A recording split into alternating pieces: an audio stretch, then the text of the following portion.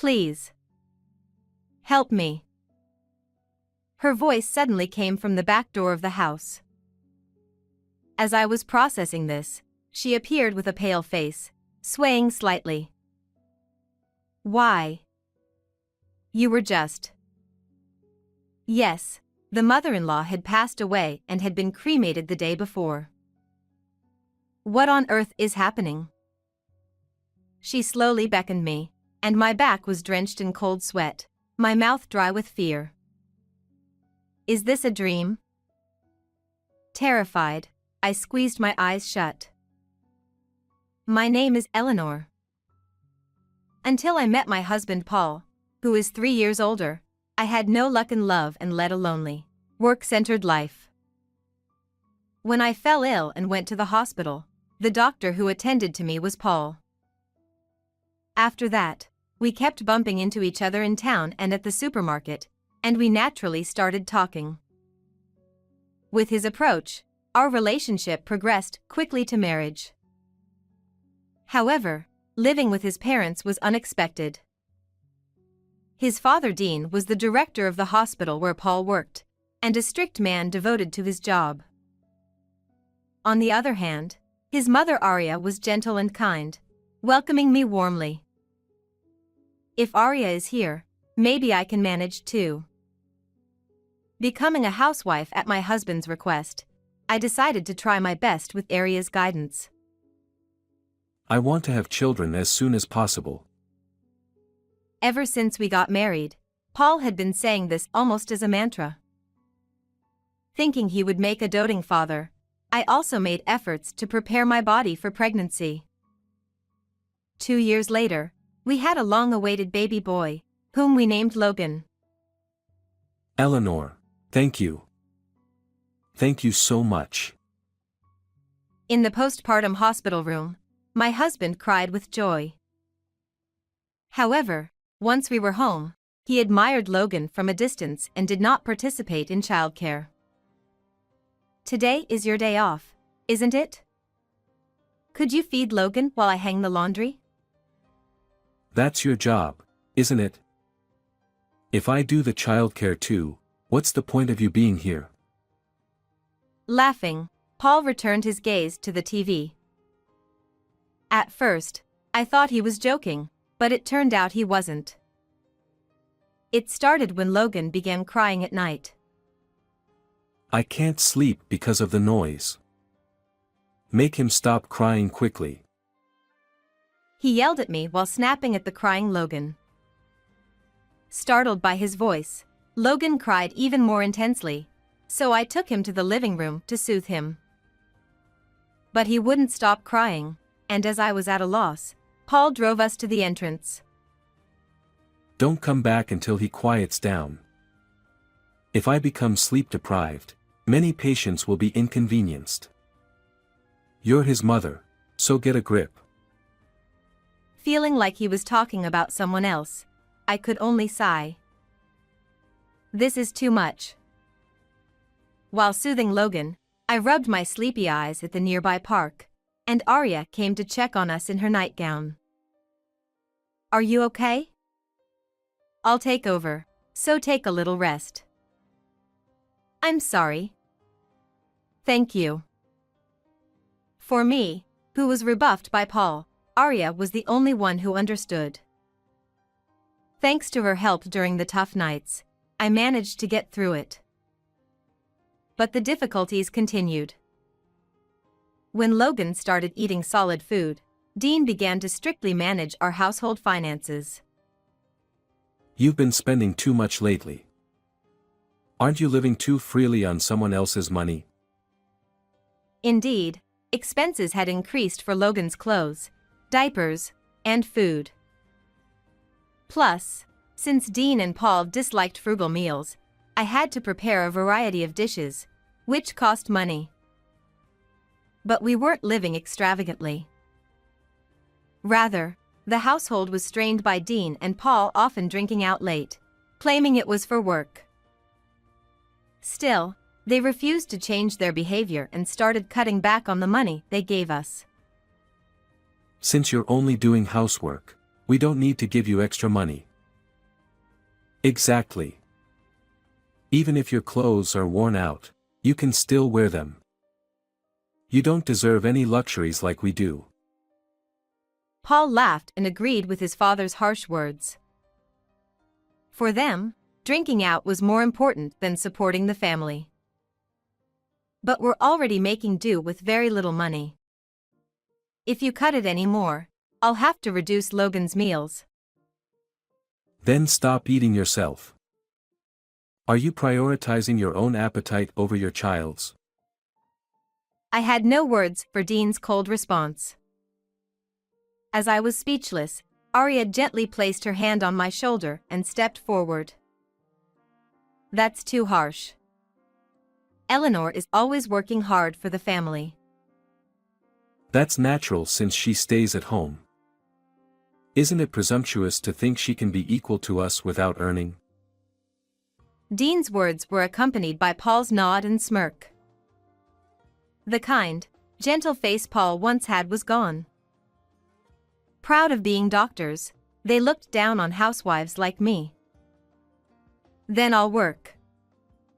Eleanor is still busy with childcare, but I can work. Dean looked startled by Arya's sudden declaration.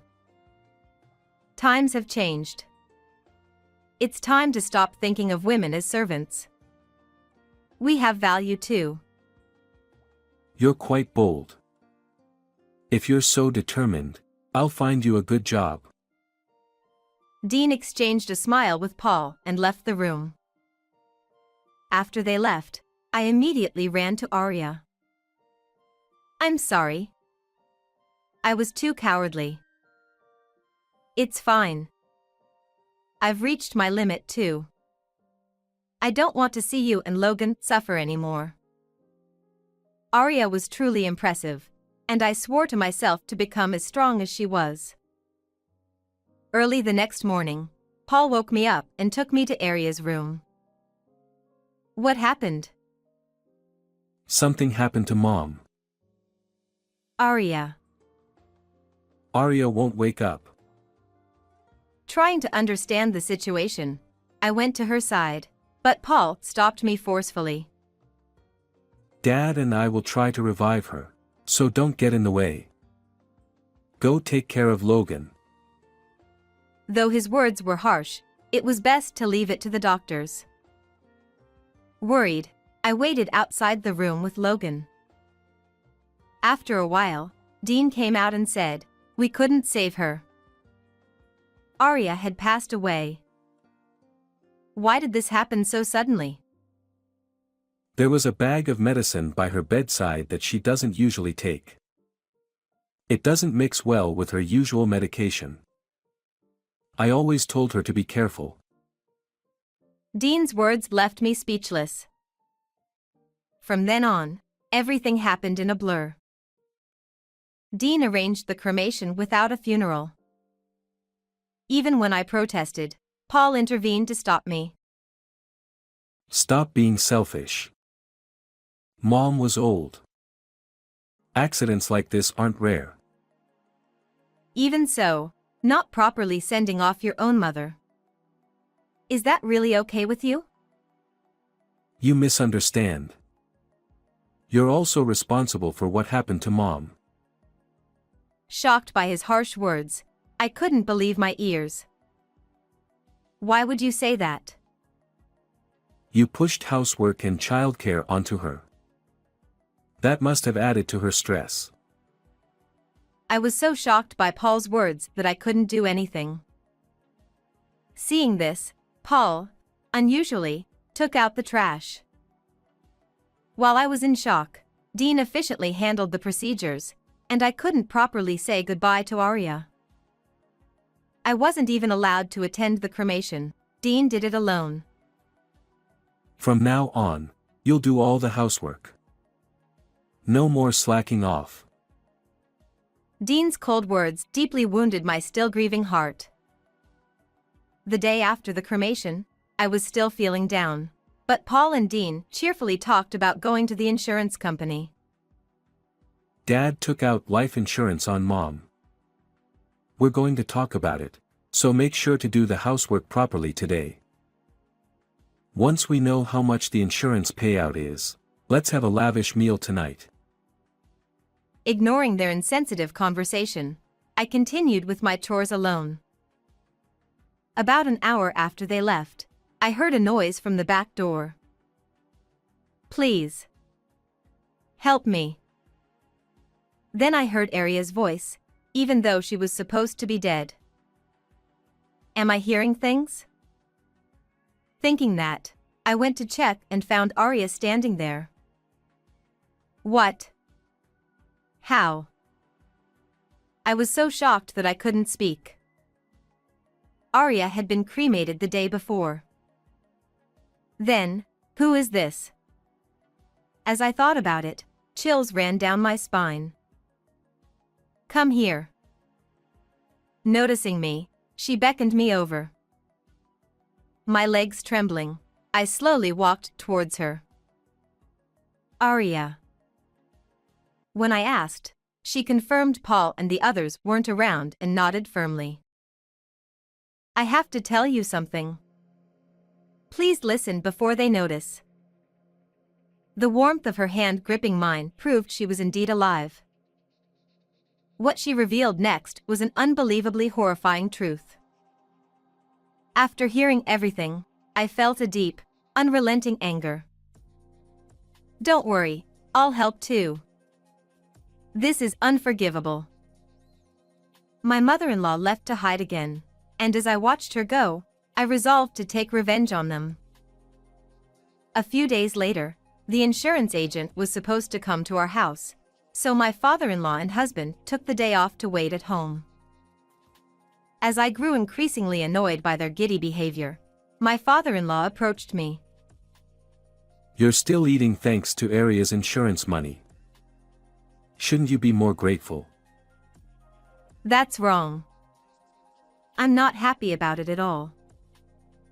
Women who can only rely on others are never grateful for money. He laughed derisively and plopped down on the sofa. Next to him, Paul smirked. Then the intercom rang. Oh, they're here. As they went to the door, they froze when they saw who was standing there. What? Why are you here? My husband, pale and trembling, pointed at the person in shock. It wasn't the insurance agent, but my mother-in-law. I came back because I had unfinished business. Next to her stood a man, standing tall and proper, wearing a suit with a lawyer's badge. That's impossible. I checked her pulse. It had completely stopped. He was more flustered than I'd ever seen. No wonder. She had been cremated, and he had even collected her bones. Then my mother-in-law fixed her gaze on Paul and my father-in-law and began to speak quietly. You switched my regular medicine, didn't you? I noticed something was off immediately. She started to recount the true story behind the incident. It was my father-in-law who switched her usual medication with something else before she went to bed. I haven't forgotten how you laughed in my ear as I was suffering, unable to speak. I don't know anything about that. It's all lies. As my mother-in-law pressed him, he backed away, overwhelmed by her determination. I checked to make sure. And we had a cremation ceremony. Why are you here? Maybe God saved me? That night, her heart had indeed stopped. After my father-in-law's final check, she was taken to the funeral home, where miraculously, she regained consciousness. You must have adjusted the dose so that you could deny it if the police investigated. That's why I barely survived. Just before being cremated, she made noise inside the coffin and was discovered by the funeral home staff. Knowing her family was behind it, she decided to hide temporarily. The funeral director, being an old acquaintance, helped me with the plan. We even staged the ceremony. Thanks to the funeral home's cooperation, they successfully deceived my father-in-law. She then presented some documents to the two of them. While hiding, I did some investigating. A $100,000 life insurance policy was taken out just a few months ago, and I knew nothing about it. It was my father-in-law's policy, with him as the beneficiary. Faced with this evidence, my father-in-law was speechless and clicked his tongue in frustration.